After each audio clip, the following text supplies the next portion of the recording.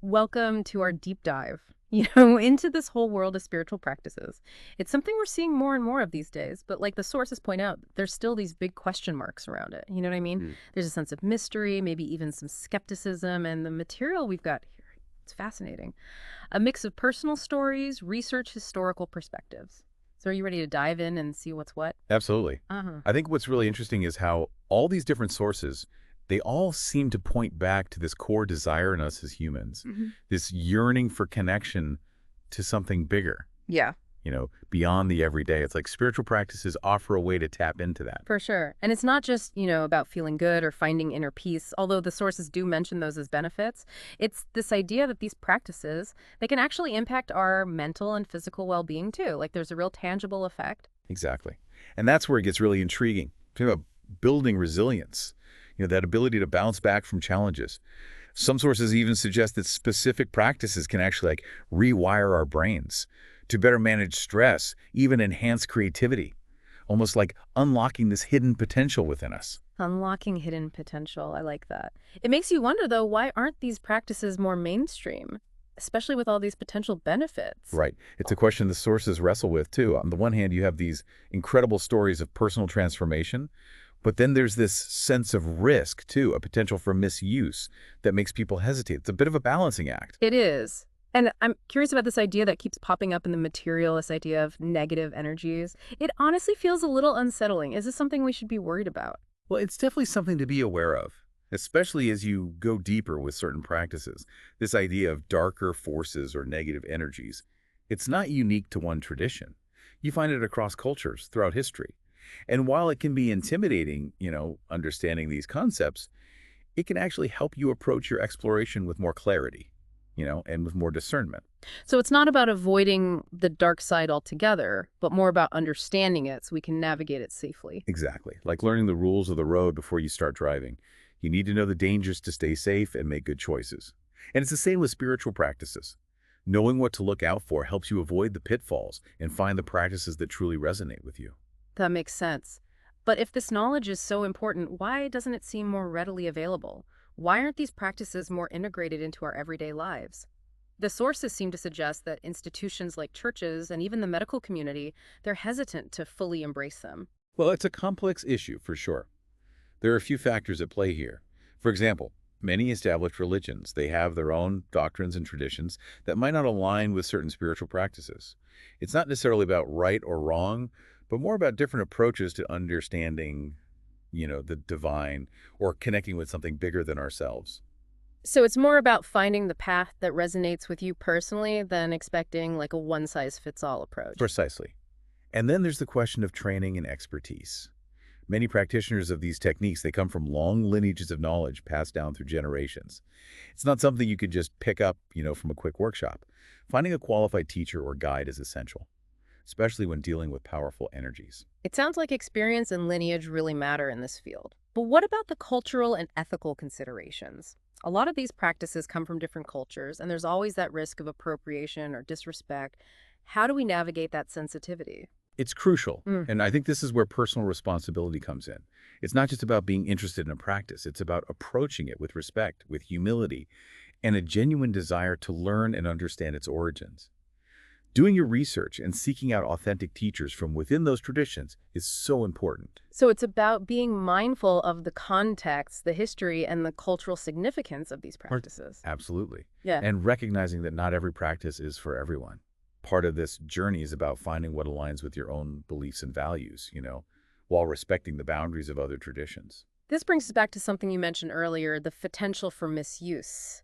The sources seem to suggest that this fear is a big reason why many institutions are hesitant to embrace these practices. Yes, and it's understandable.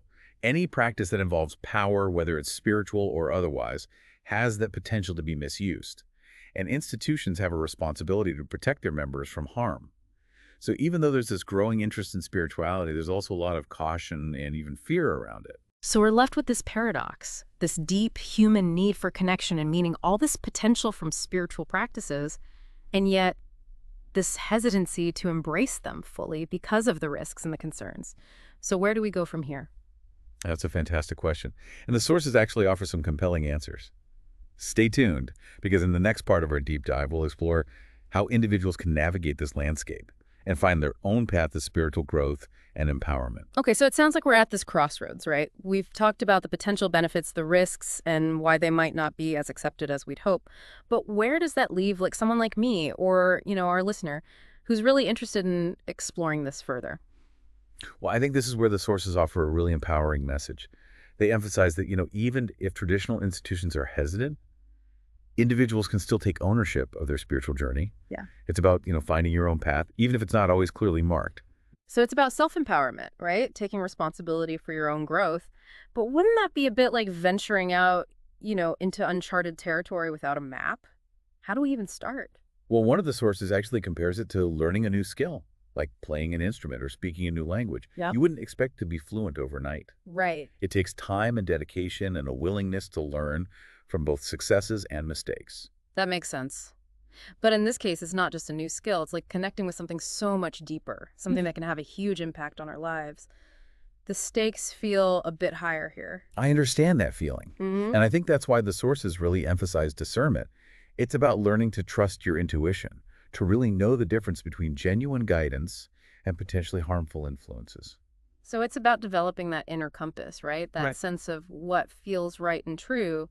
But how do we actually do that, especially if we're new to all of this? It starts with education and self-awareness. One of the sources suggested exploring different traditions and practices to see what really speaks to you. Read books, listen to podcasts, attend workshops, talk to people who have experience in fields. The more you expose yourself to it, the better equipped you'll be to make good choices. It's like building a foundation before you build a house. You want to make sure you've got solid materials and a good structure. But isn't there a risk of getting overwhelmed with all the information out there? There's so much to learn, so many different paths. Absolutely. And that's why finding those trusted sources and mentors becomes so important. The sources highlight, how crucial it is to get guidance from experienced practitioners, people who can offer support and perspective. It's like having a guide in this complex, unfamiliar landscape. Someone to help you through those twists and turns, point out the dangers, offer some encouragement along the way. But with all this talk about potential pitfalls and negative energies, it's easy to get caught up in the fear. How do we balance that caution with a sense of, openness and trust? That's such a key question. Yeah. And I think the sources address this by emphasizing healthy boundaries. Just as you wouldn't walk into a stranger's house without knowing who they are. Mm. You shouldn't engage in any spiritual practice without understanding its potential impact and risks. So informed consent, setting intentions, and trusting our gut. Exactly. And being willing to walk away if something feels off or doesn't align with your values. Remember, your spiritual journey is your own. You have the right to choose what resonates with you and to say no to anything that doesn't feel right. That's a good reminder.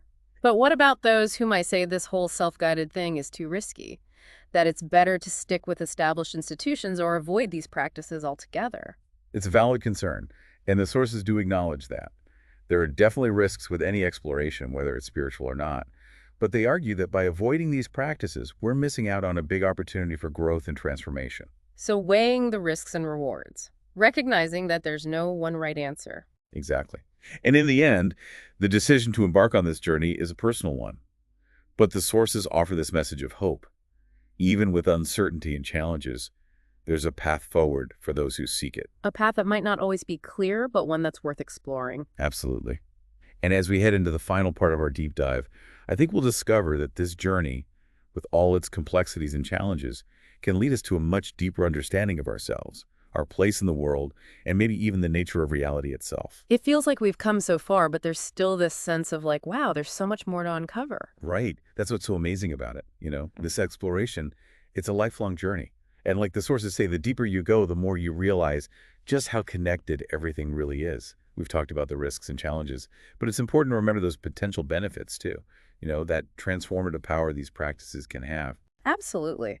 Let's talk about that. It's easy to get caught up in the warnings, but the sources also give us these glimpses of incredible personal growth healing, even what some people call spiritual awakening.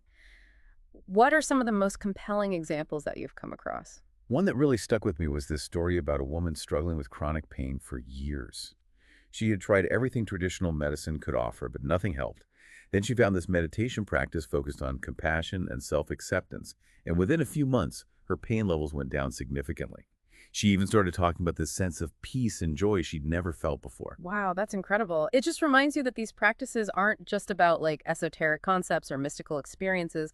They can really impact our daily lives, even on a physical level. Exactly. And this is just one example. The sources are full of stories of people overcoming addiction, finding their purpose, healing from trauma, deepening their connection to themselves and to the world around them. It's like these practices are activating this dormant potential within us, allowing us to tap into this source of strength and wisdom we didn't even know we had. It really makes you wonder what's possible. If these practices can help people through such difficult challenges, imagine the impact they could have if more people embrace them. I love that thought. And it speaks to this ripple effect these practices can create. One source talks about how even small acts of kindness and compassion can make a huge difference to those around us. It's like throwing a pebble in a pond and watching the ripple spread. So it's not just individual transformation, it's about creating a more compassionate, more connected world. Precisely. That's where the real potential lies. As more people embrace these practices and bring them into their lives, we create this collective shift in consciousness, a movement towards understanding, empathy, and peace. It's a vision worth striving for, but it also brings up this question of accessibility. We've talked about finding qualified teachers and the potential for misuse.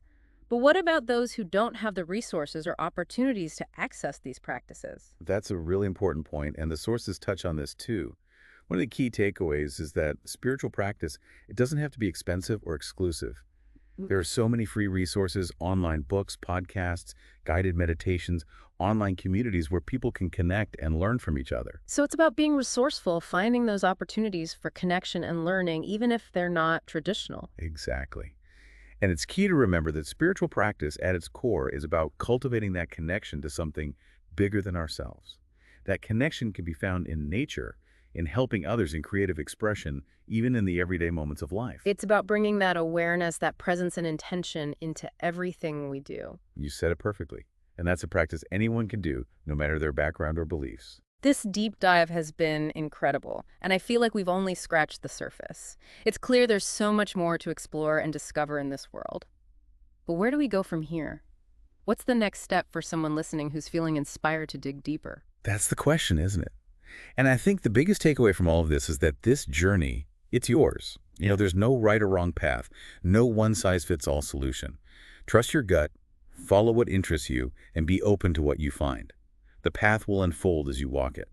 What a beautiful reminder, and I think a perfect note to end on. Thanks for joining us on this deep dive into spiritual practices. We hope you're feeling curious and inspired to keep exploring this fascinating, ever-changing world. It's been my pleasure. Remember, this is just the beginning.